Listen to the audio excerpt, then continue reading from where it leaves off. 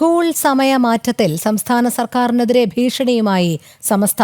മുസ്ലിം സമുദായത്തെ അവഗണിച്ച് മുന്നോട്ടു പോകാൻ കഴിയില്ലെന്ന് സമസ്ത നേതാവ് ഉമർ ഫൈസി മുക്കം. അവഗണിച്ചാൽ തിക്തഫലം അനുഭവിക്കേണ്ടി വരുമെന്നും മുന്നറിയിപ്പ്.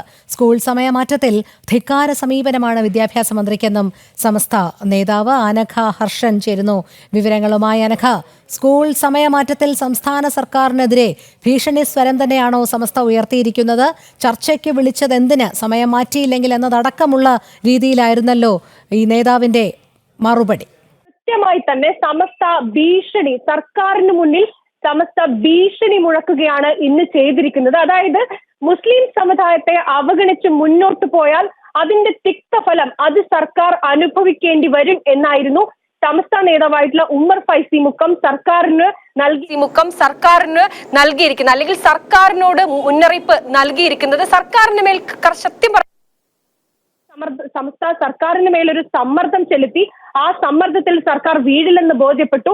അതിന് ഏറ്റവും ഒടുവിലാണ് ഇപ്പോൾ സർക്കാരിന് മുന്നിൽ സമസ്ത ഒരു ഭീഷണി തന്നെ മുന്നോട്ട് വെക്കുന്നത്. മുസ്ലിം സമുദായത്തെ അവഗണിച്ചുകൊണ്ട് സമസ്തയ്ക്ക് സർക്കാരിന് മുന്നോട്ട് പോകാൻ കഴിയില്ലെന്ന് പറഞ്ഞു വെക്കുകയാണ് സമസ്ത ഇന്ന് ചെയ്തിരിക്കുന്നത്. മാത്രമല്ല, ഈ ചർച്ചയ്ക്ക് ഈ സ്കൂൾ സമയം മാറ്റുന്നില്ലെങ്കിൽ എന്തിനാണ് ചർച്ച നടത്തുന്നത് എന്ന് കൂടി ഉമർ ഫൈസി, സമസ്ത അധ്യക്ഷനായിട്ടുള്ള ഉമർ ഫൈസി മുക്കം ചോദിക്കുന്നുണ്ട്. എന്തായാലും ഈ സംഭവവുമായി ബന്ധപ്പെട്ട് ഈ വിദ്യാഭ്യാസ മന്ത്രി പറയുന്നത് എടുത്ത നിലപാട് അല്ലെങ്കിൽ എടുത്ത തീരുമാനം അത് പിന്നോട്ടില്ല എന്ന് പറഞ്ഞുകൊണ്ട് മുന്നോട്ട് വന്നിരുന്നു. പക്ഷെ അവിടെയും ഏറെ പ്രസക്തമായത് ഈ സംഭവത്തിൽ, ഈ സ്കൂൾ സമയമാറ്റത്തിൽ ഇതിൽ പ്രതിരോധം തീർക്കുന്നത് ഈ വിദ്യാഭ്യാസ മന്ത്രി ശിവൻകുട്ടി മാത്രമാണ്. ശിവൻകുട്ടിക്കൊപ്പം തങ്ങളുമുണ്ട് എന്ന് പറഞ്ഞുകൊണ്ട്, ഇതിൽ കൃത്യമായി സമസ്തക്കെതിരെ പറഞ്ഞുകൊണ്ട്, അല്ലെങ്കിൽ ഈ രീതിയിൽ മുന്നോട്ട് മതത്തിന്റെ ശാസന അല്ലെങ്കിൽ ഇതിൽ തങ്ങൾ ഒരു രീതിയിലും ഇത് അനുവദിക്കില്ല എന്ന് പറഞ്ഞുകൊണ്ട് ശിവൻകുട്ടിക്കൊപ്പം നിൽക്കാൻ മറ്റാരും രംഗത്ത് വരുന്നില്ല എന്നതും ഇവിടെ ഏറെ പ്രശസ്തമാണ്.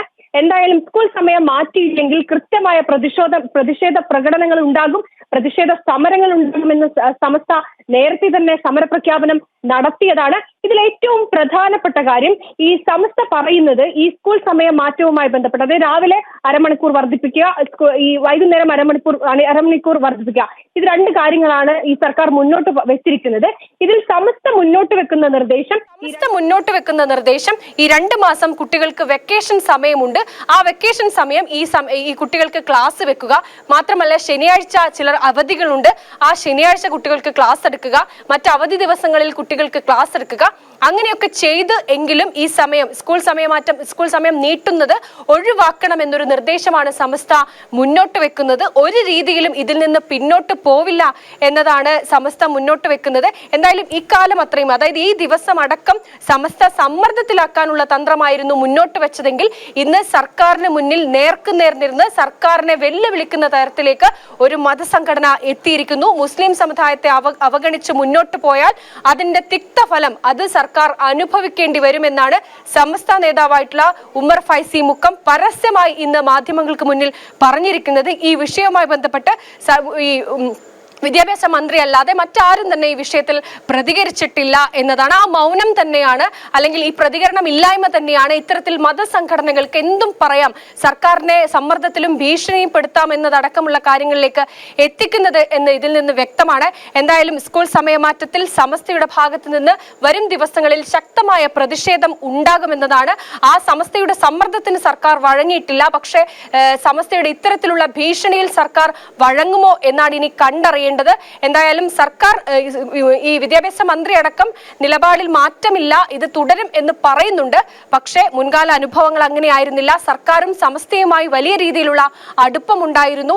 സമസ്ത എല്ലാ രീതിയിലും ലീഗിന്റെ എതിർപ്പ് മറികടന്നുകൊണ്ട് ഈ സമസ്ത നേരിട്ട് സർക്കാരിൽ തങ്ങളുടെ കാര്യങ്ങൾ ബോധിപ്പിച്ചിരുന്നു. അങ്ങനെയാണ് ജെൻഡർ ന്യൂട്രൽ യൂണിഫോം വിഷയം പാഠ്യപദ്ധതിയിൽ മതമില്ലാത്ത ജീവൻ എന്ന പാഠഭാഗം എടുത്തു കളഞ്ഞത്. ഈ സർക്കാർ നേരത്തെ തന്നെ ഒരു ആശയം മുന്നോട്ട് വെച്ചിരുന്നു, അതായത് സ്കൂൾ സമയം അത് രാവിലെ ആക്കുക എന്നത്. അതാകുമ്പോൾ ഈ അധ്യാപകർക്കും വിദ്യാർത്ഥികൾക്കും ഒക്കെ തന്നെ ഈ ഗതാഗത തടസ്സം ഉണ്ടാവില്ല.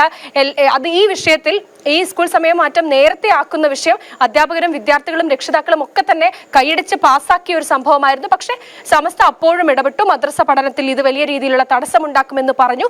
അങ്ങനെ ഈ സർക്കാർ ആ തീരുമാനവും പിന്നോട്ട് എടുത്തു. ജെൻഡർ ന്യൂട്രൽ യൂണിഫോം വിഷയത്തിൽ സർക്കാർ നിലപാട് പിൻവലിച്ചു. പക്ഷെ സർക്കാർ ഈ വിഷയത്തിൽ മാത്രം, സ്കൂൾ സമയമാറ്റത്തിൽ മാത്രമാണ് ഇപ്പോൾ നിലപാടിൽ ഉറച്ചു നിൽക്കുന്നത്. അതിലും ഇനി അധികകാലം സർക്കാരിന് ഉറച്ചു നിൽക്കാൻ കഴിയുമോ എന്നുകൂടി നമുക്ക് കണ്ടറിയേണ്ടി വരും. എന്തായാലും ഈ സ്കൂൾ സമയമാറ്റത്തിൽ സമസ്ത അടക്കമുള്ള മതസംഘടനകൾ സർക്കാരിനെ സമ്മർദ്ദത്തിലാക്കുക മാത്രമല്ല വിരട്ടലും വിലപേശലും തുടങ്ങിയിട്ടുണ്ട് എന്നാണ് ഉമർ ഫൈസി മുക്കത്തിന്റെ വാക്കുകളിൽ നിന്ന് നമുക്ക് ഇന്ന് മനസ്സിലാക്കാൻ സാധിക്കുന്നത്. രോഹിണി. ശരി അനഘ. സ്കൂൾ സമയമാറ്റത്തിൽ സംസ്ഥാന സർക്കാരിനെതിരെ ഭീഷണിയുമായി സമസ്ത.